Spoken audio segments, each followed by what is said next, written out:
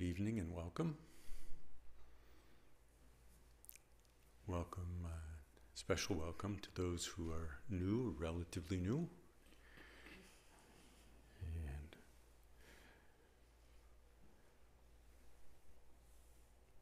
my name's Bill Spangle, and this is Zopa Heron and Dora DeCourcy, and we'll be leading the meditation this evening, about 50 minutes all in all, before we take a break and then come back for some discussion.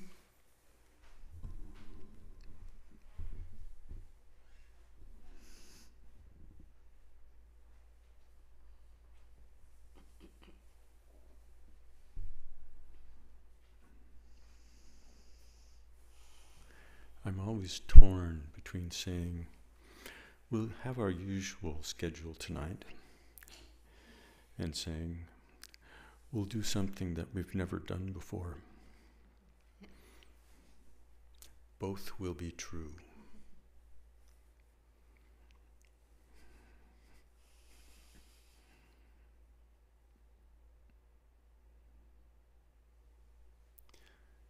Every time when we sit down for practice,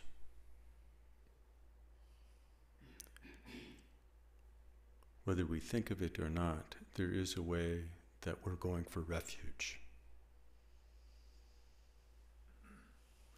There's a way in which we're shifting our focus of attention,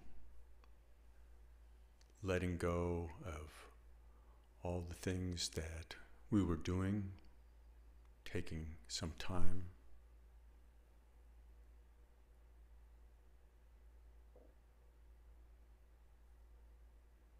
to become very, very simple,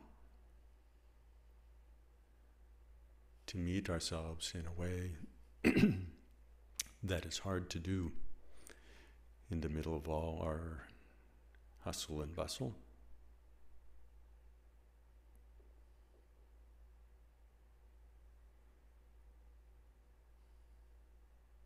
And if we can approach our meditation practice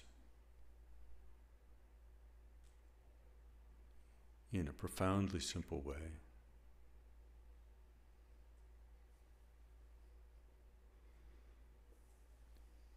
there are many discoveries that will unfold over time.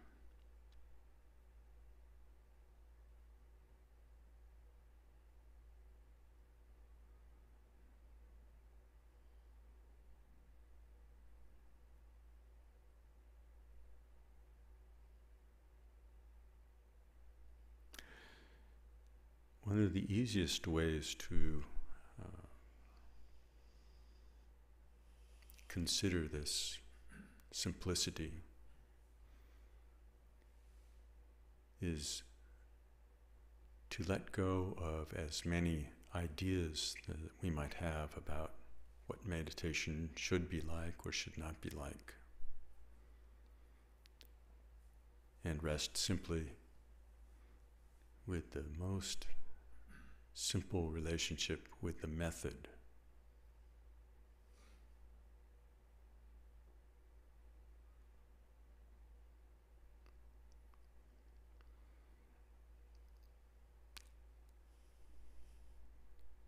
There are many different formulations for prayers of refuge at the beginning of practice.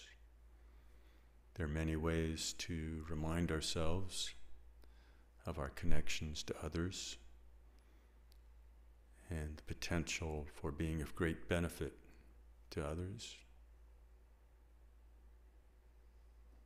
And we have one very brief one that we recite.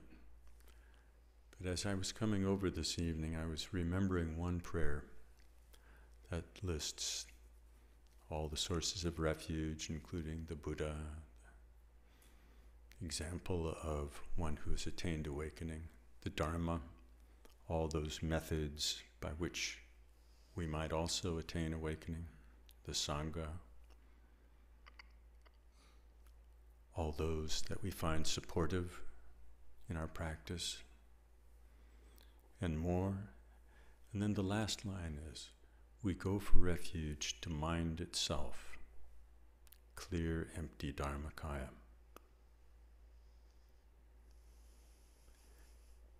And apart from setting aside that last Sanskrit word, just the notion, we go for refuge to mind itself, is a reminder that in the midst of all that arises in our experience, all the thought and memory, the play of sensations and sense fields, sense impressions, in the midst of that, there is something very fundamental to discover.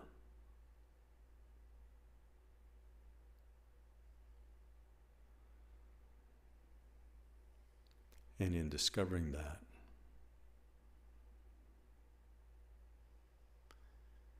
it will be possible to see how all the play of all that arises in our mind comes about.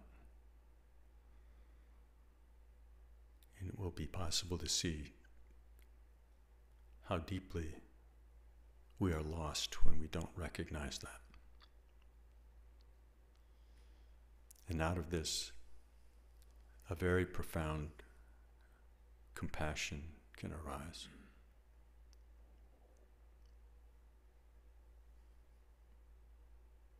But we start where we are.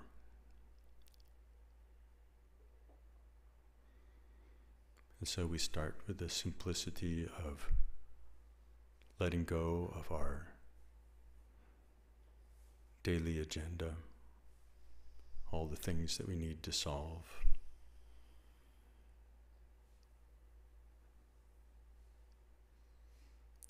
We turn our attention and our open-heartedness to feeling connected to all beings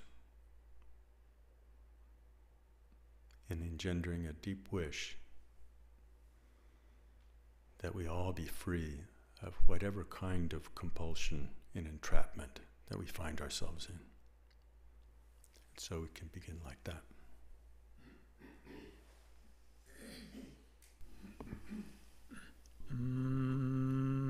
Until the summit of enlightenment is reached, I and all beings go for refuge to the sources of true refuge.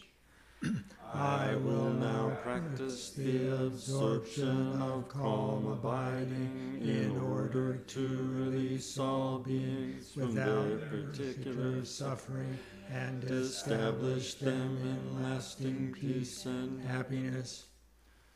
Until the summit of enlightenment is reached, I and all beings go for refuge to the sources of true refuge. I will now practice the absorption of calm abiding in order to release all beings from their particular suffering and establish them in lasting peace and happiness. Until the summit of enlightenment is reached, and all beings go for refuge to the sources of true refuge. I will now practice the absorption of calm abiding in order to release all beings from their particular suffering and establish them in lasting peace and happiness.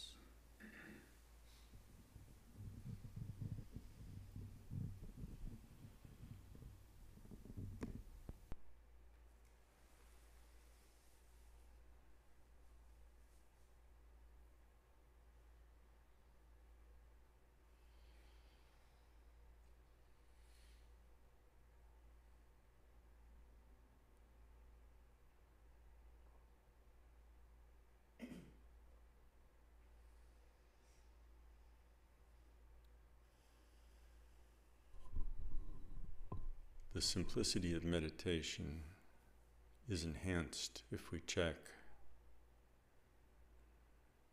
to see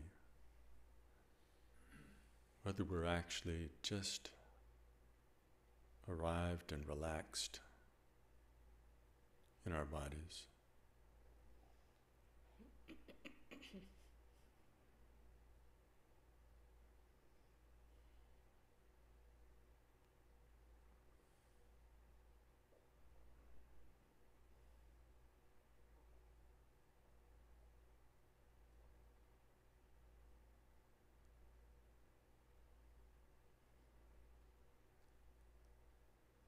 if using a gentle scan of our attention, we find specific areas where we're holding some extra tension that resolves if we just simply let go.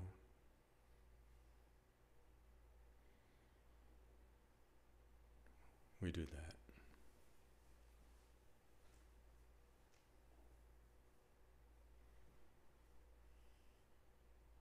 This is very gentle.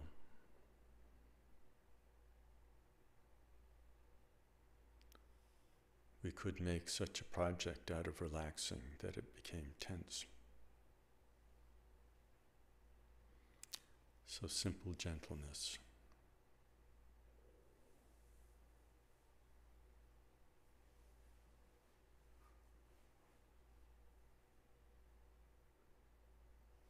The outer speech has come to rest.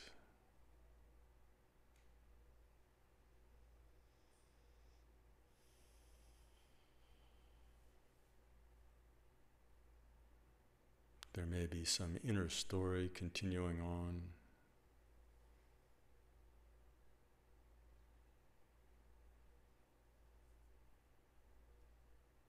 But we simply don't give it extra energy. We don't feed it.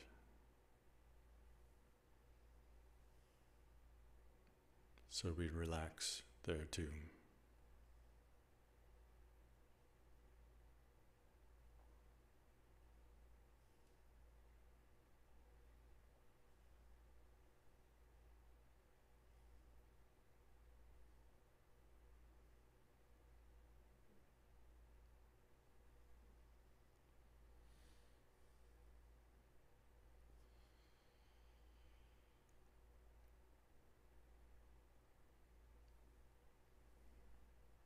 If we can, with ease, just rest like this, that's very nice.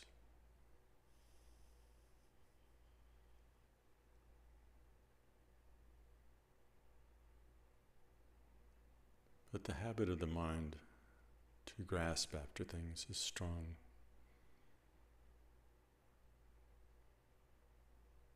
So it can be skillful to offer it something simple to rest on, like the flow of the breath coming and going.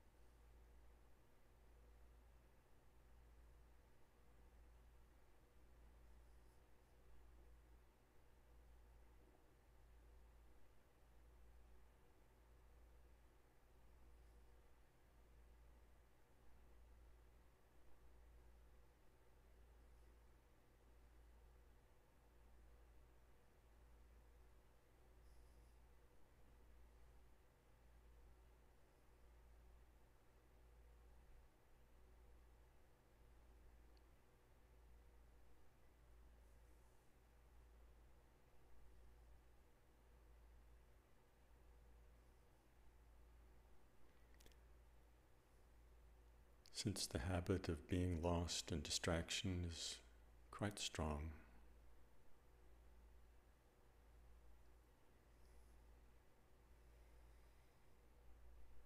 it can be helpful at times, especially at the beginning,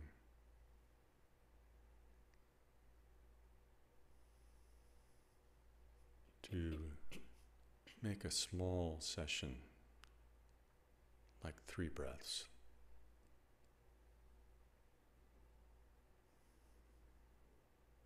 Where we're vividly present.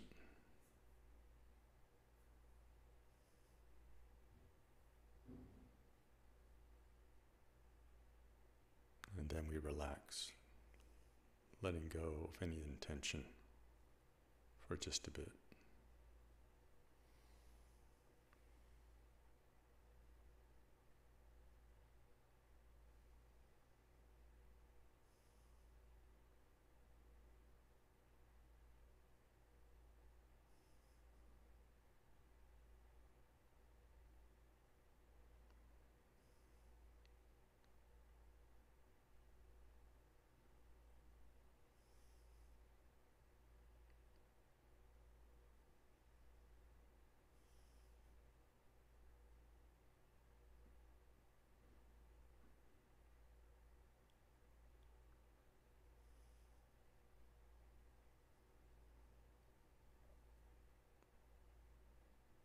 Whenever we discover that the habit of distraction has captured us and we're lost,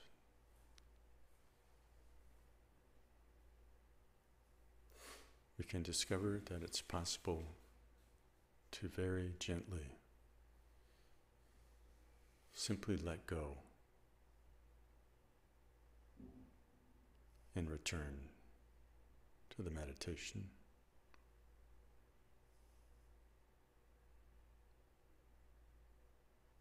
So continue like that.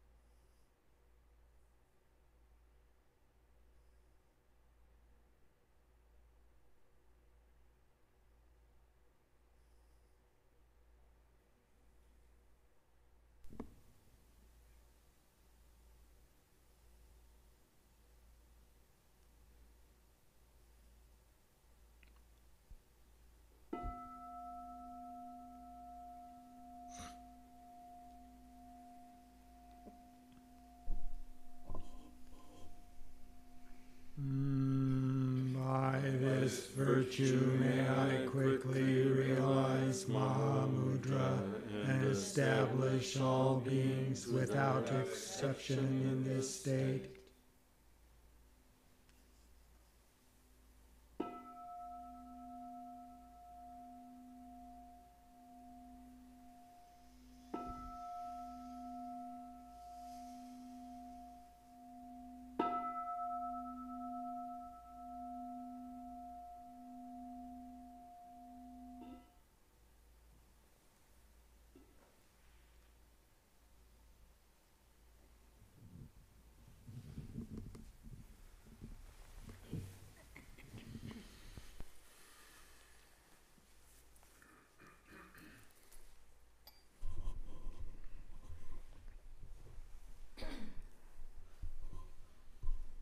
Merci beaucoup.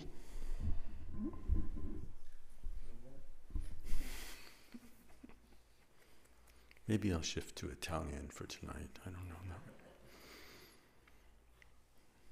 So before we take a little break to have some tea and find out what might be lurking down there on the snack table, a couple of reminders. And of course, first and foremost, just going in order of time, tomorrow night is Jeff and Sally's class, their exploration of all the things related to care and feeding of your daily practice. And one of the frame of references they're using for this is the unbounded view.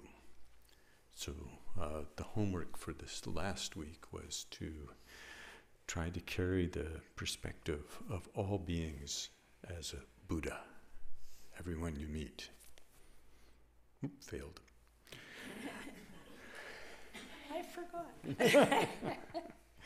So, and then Thursday night, and I did watch by streaming, but I encourage everybody else to come, so that if everybody watches by streaming, it's going to be kind of a weak discussion. So I'm counting on other people being there. I actually have to go to another meeting tomorrow night. Thursday night, as usual, and as never done before, there will be the mind training. Sophie, you'll be there? Yes. Oh, good. And Tim? So. And Sanjay. And the regulars. So that's a good one. That's not streamed. You have to show up for that one. Yeah. Of course, our usual Wednesday night, Chenrezig.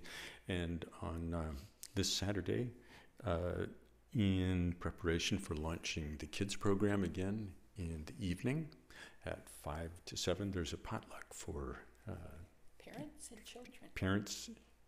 Is it parents and children? Yes. Yes, okay. And Other people are more informed. Non-parents. And non-parents. Come and meet the parents and children. Yeah. Yeah. And my grandkids. You can meet my 2 grandkids who you've heard stories about. Don't tell them you've heard stories. We'll just stare at them. Yeah. He doesn't do the light switch trick anymore, so. There was at one point going to be a cleanup on Saturday. Is that still the case? No, okay. Forget I said anything. Did you say the potluck was 5 to 7?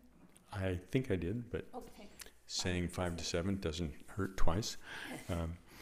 And looking out into the future, the big deal, of course, is Khenpo Rinpoche coming. And since we don't have that much time and things are still in the air with, and we don't have tickets in hand, so until we have tickets in hand, we're never quite sure how everything's going to work. But since we don't have time to wait for that, best to tell you that in June, it's the 16th, is it? The weekend of the 16th is the opening of the 3-year retreat, and Khenpo Rinpoche will be here and preside over things for that. Here as in there. But the weekend before, we'll have a series of teachings with Friday night, starting with taking adversity to the path, something along those lines. And the next day is something that I think I settled on, The Heart of the Path, as the title. And the topic will be, for those who know the inside scoop, the Four Dharmas of Gampopa, topic that Khenpo Rinpoche started in India this year. And that covers the path, but it covers it more from kind of the perspective of the internal transformation as you go along. So it can be quite interesting, and also it fits very nicely with the way that we approach the three turnings, for any of you who remember that. And then the next day, Sunday, we're planning on teachings on the 6 bardos. And Doro, could you? Okay.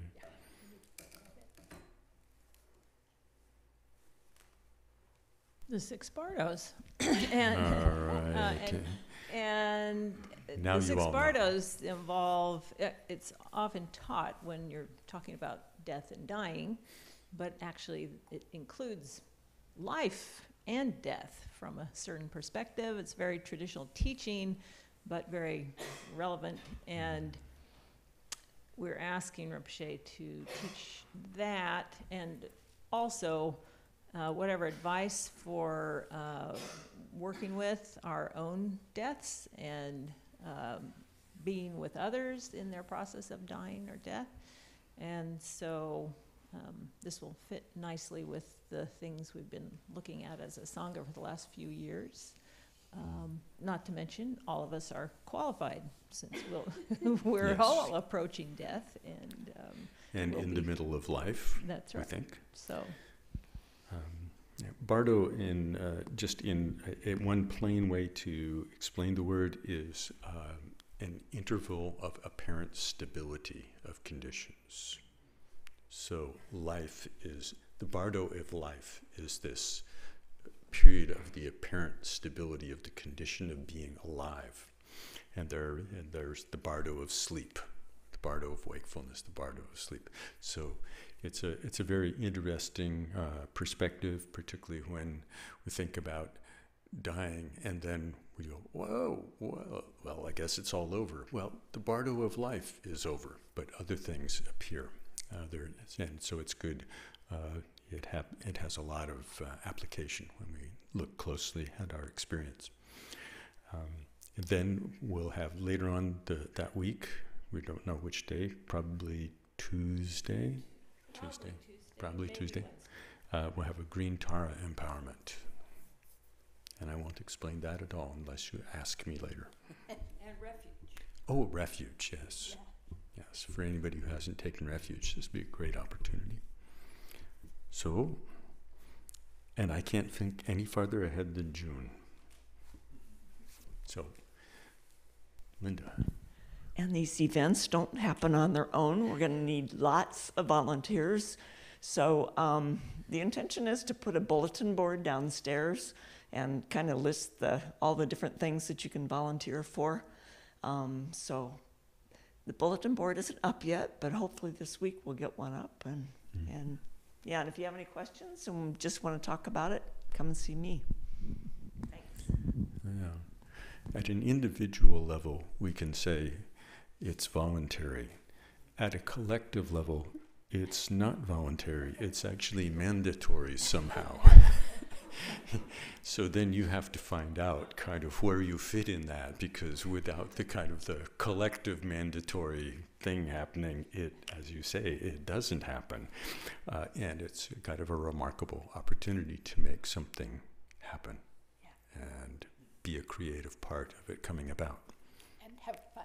Yeah, and generally speaking, have fun. and I'll just add that we, usually with these visits, there's different categories of help. So it could be like cleaning this place, or cleaning where Rinpoche is going to stay, or it could be like being here at the time of the event, or it could be doing something in advance, or taking photographs. Or so there's different categories, and so if you talk with Linda, you could get some idea of, like you might say, well, I could help in advance, but not at the time, or I could only help at the time. But anyway, there's just so many opportunities. I wonder if there's a good way to combine the word voluntary and mandatory. with just the right meaning. It's important. Thank you, Bob. Okay, without further ado, let us grab tea and snacks and come back and see what questions we have. I already have one for you, so you have to come back and find out what it is. You question that.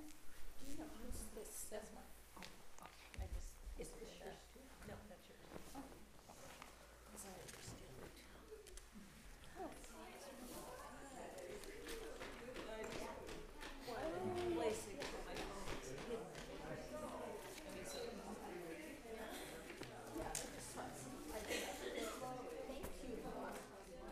I forgot I asked you, and it's really helpful to move something along. Thank you.